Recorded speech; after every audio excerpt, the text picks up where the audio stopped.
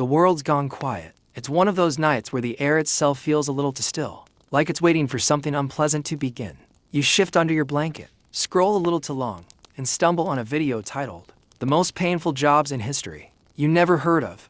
You click, half curious, half sleepy, and suddenly, you're not in your room anymore. You're standing in a narrow, flickering alley that smells faintly of rot and wet stone. Somewhere nearby, metal scrapes on metal, and a tired voice mutters a curse in a language long dead. "Welcome, traveler. Tonight, you're clocking in for work. And trust me, you probably won't survive this shift. So, before you get comfortable, take a moment to like the video and subscribe, but only if you genuinely enjoy what I do here. And while you're at it, drop a comment with where you're tuning in from and what time it is for you right now. It's always interesting to see which corner of the world is awake at this strange hour. Now, dim the lights, maybe turn on a fan for that soft background hum, and let's ease into tonight's journey together. You see, long before offices, emails, and quiet quitting, there were jobs that demanded something much simpler and much darker. Pain.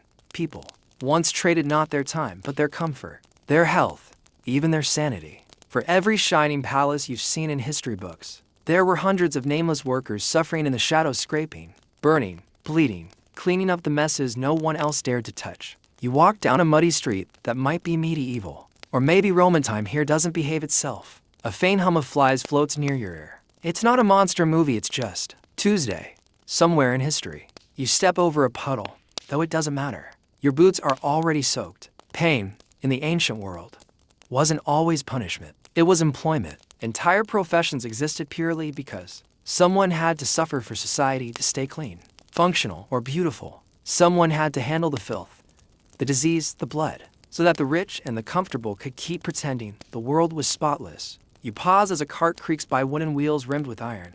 A man sits on top, face hidden by grime. He looks at you with tired eyes and mutters, "You wouldn't last an hour. You probably wouldn't." There's a strange beauty to this suffering, though.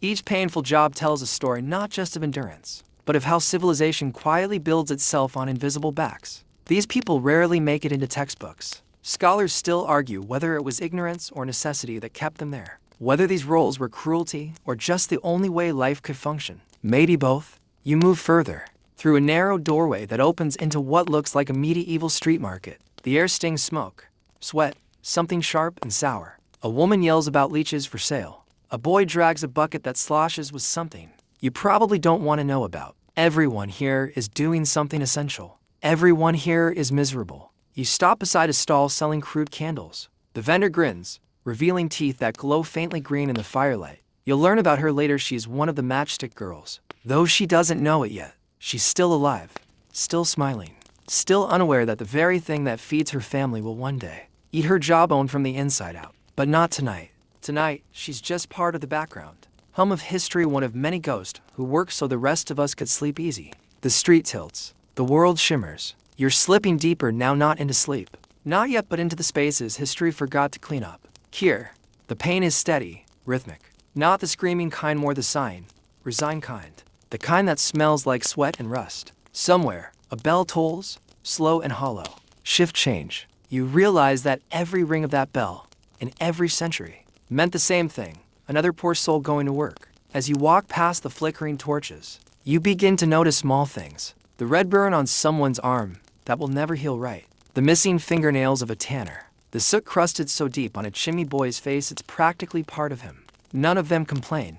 Complaining isn't part of the job. Surviving is. And yet, strangely, there's pride in their eyes. The leech collector knows doctors can't cure without her. The executioner knows justice, however twisted, won't function without his steady hand. The gong farmer knows that without him, the city would drown in its own filth. Everyone here is holding civilization together with blood, sweat, and sheer stubbornness. You breathe in, carefully. The smell of old earth and fire stings your nose. It's oddly grounding, like the scent of history itself. Somewhere above, the stars flicker faintly, though they look dimmer than you remember. Maybe it's the smoke, or maybe, here in the land of forgotten laborers, the stars learn to hide. You find a worn bench, sit, and listen. The sounds blur into each other. Shovels scraping, distant coughing. The rhythmic splash of someone cleaning something that will never stay clean. The world hums with exhaustion, and you realize this relentless, painful rhythm is what progress was built on. Before the inventions, before the revolutions, before even the kings and emperors, there were people working in the dark, quietly suffering so others wouldn't have to. The alley dissolves around you, replaced by a dim, smoky workshop that hums with the sound of tools and breath. You're not sure what century you've landed in. There's no calendar here, only calloused hands and the smell of sweat. The men and women in front of you move with a strange precision, like they've forgotten pain is supposed to hurt. You can almost hear their bodies complain beneath their clothes. The quiet groans of muscles pushed beyond kindness. You've arrived at a time when pain wasn't something to avoid, it was a career path. You could say pain had a job title, benefits, and a very bad retirement plan. Everywhere you look, people are doing things that make your modern instincts flinch. A man dips his hands into boiling water to soften animal hides. A woman leans over a vat of dye, coughing into her sleeve. Children scrape ash from a furnace floor, their faces glowing red in the firelight. You think, how did they live like this? But that's the thing, they didn't just live like this. They lived because of this. The world back then had no machines to take over the dirty work. Every task that made life bearable for someone else: clean water, clean streets, warm clothes. Medicine came at the expense of someone else's comfort. Someone, somewhere, had to burn, cough, bleed, or stink to keep civilization smelling fresh. You watch a man sharpening a blade, the edge reflecting the dull firelight. His thumb bears a deep scar, an old one. He runs the blade across a wet stone and says, almost proudly, "Work makes you honest." You don't answer, because you know honesty can't cover the kind of pain you see in his eyes. It wasn't just about physical suffering either. Some jobs came with a moral tax, a slow corrosion of the spirit. Imagine being the one who cleans after executions, or the woman who prepares corpses for burial when plague hits town. You do what needed to be done, but it would change you. Every day would chip away at your humanity, until your reflection looks like someone else's shadow. You feel the heat rise from the fire pit as a worker stirs a pot of something. The smell hits you like a slap, acidic, heavy, almost metallic. You gag, cover your nose, and the man just laughs. First time, he says. You nod. He grins through missing teeth. You get used to it, or you don't. Then he shrugs. Either way, you stop noticing after a while. That line, you stop noticing after a while, hangs in the air long after he walks away. It's not just about smell or pain. It's about life itself. For these people, suffering wasn't a surprise. It was background noise, just another sound in the rhythm of existence. Scholars still argue whether medieval laborers even understood the concept of comfort the way we do now. Some say they were simply tougher, built by necessity. Others say they felt everything we would have felt, but they had no language to name it. Maybe that's worse, hurting without words for hurt. You walk past a table where a boy grinds herbs with a stone pestle. The smell of crushed mint mixes oddly with the stench of rot. His hands are stained green, his eyes hollow. He's an apprentice, probably earning a meal a day. His master will call him lazy if he coughs. He sneezes once, twice, then quickly wipes his nose before anyone notices. You realize it's not just the plague that kills people here. It's exhaustion. In the corner, two women stitch cloth sacks under dim candlelight. Their fingers are raw, their backs bent at unnatural angles. One hums softly an old folk tune that sounds both soothing and sad. You can't make out the words, but the melody feels ancient, like it's meant to distract her mind from her body. You imagine her thoughts, not of rebellion, not of escape, just of surviving till morning. That's the strange duality of painful jobs through history. They were horrific, yet utterly normal. No one thought of them as unfair. They were just life. You either did the work or you didn't. And the people who did it weren't heroes or victims. They were invisible gears in a system that couldn't stop turning. Somewhere outside, a rooster crows too early or too late. You can't tell. The fire burns lower. The workshop fills with the slow rhythm of human fatigue. Someone snores in a corner. Someone else mutters a prayer. You lean against a wooden post, the rough surface pressing splinters into your back. You wonder how many hands have touched this beam. Before you, how many generations of workers have leaned here to rest their aching spines. The wood itself seems to remember. Pain has memory, after all. The crackle of the fire grows softer. You close your eyes and picture the whole world as one vast, invisible workshop, everyone toiling, trading pain for progress. You think about how different modern jobs feel, yet how similar they are in spirit. Sure, you might not be knee-deep in muck or breathing smoke every day, but stress, burnout, anxiety, just newer versions of the same currency. History repeats itself. It just updates the job title. A faint breeze slips through the cracks in the wall. It smells of ash, salt, and something earthy like history exhaling. You stand, brushing dust from your clothes. Somewhere, far down the corridor of centuries, another scene waits for you.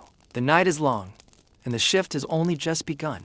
The air thickens, and the world tilts again slowly, like someone turning the page of a heavy old book. When the fog clears, you're standing ankle-deep in something unpleasant. It's cold, sticky, and smells like the inside of a forgotten bucket. Congratulations. You've just reported for your first shift as a gong farmer, one of medieval England's least glamorous professionals. The title sounds fancy, right? Gong farmer.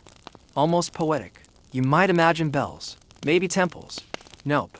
Gong back then meant human waste. So, yes, your job tonight is to climb down into the cesspits of 14th century London and clean out centuries of other people's digestive history. You hold your breath, though it doesn't help. The smell seeps in through your pores. It's in your hair, your clothes, your thoughts. The moon above is pale and judgmental, and you start to wonder why anyone would choose this job. The answer is simple: money. Gong farmers earn more than many tradesmen because no one else wanted to do it. If you were desperate enough and most people were, you'd take it. The irony? You couldn't even live inside city limits. By law, gong farmers had to stay on the outskirts because even their shadow was considered unclean. You hear a squelch beside you. Another worker, face wrapped in a rag, waves lazily with a shovel. "Welcome to the pit," he says through the cloth. His voice sounds like gravel soaked in ale. "Don't drop your torch. You won't like what happens if you do." He means it literally. The methane down here is dense enough to explode. Many gong farmers didn't die from infection or exhaustion, they went up in flames. One wrong move, one open flame, and your night shift becomes a very short fireworks show.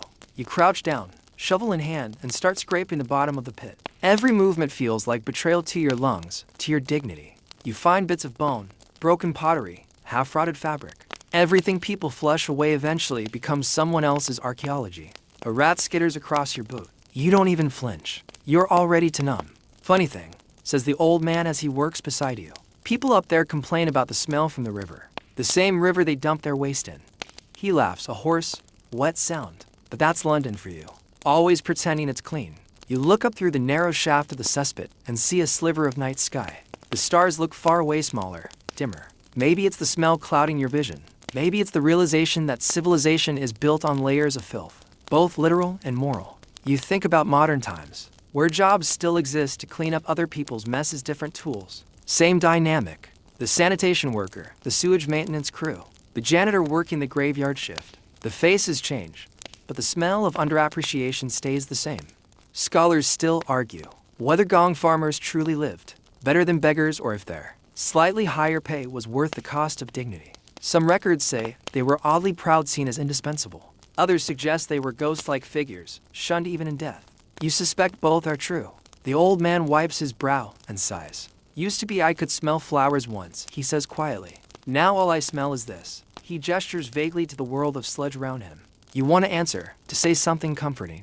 But what could possibly make sense here? You keep working, trying not to think. The trick, apparently, is to let your mind drift elsewhere, to pretend you're somewhere else entirely. Some workers sang softly to themselves, old songs that made no sense but gave rhythm to the shovel's scrape. Others just stared at the pit walls and counted heartbeats until sunrise. Above, a church bell tolls midnight. The sound barely reaches this far down, muffled by dirt and waste. Still, it reminds you there's a world above, clean air, fresh bread, laughter. For now, though, you exist in this underworld, a necessary ghost keeping the city's bowels from overflowing. The old man nods toward a rope ladder. "Shift's almost done. We take the waste out before dawn."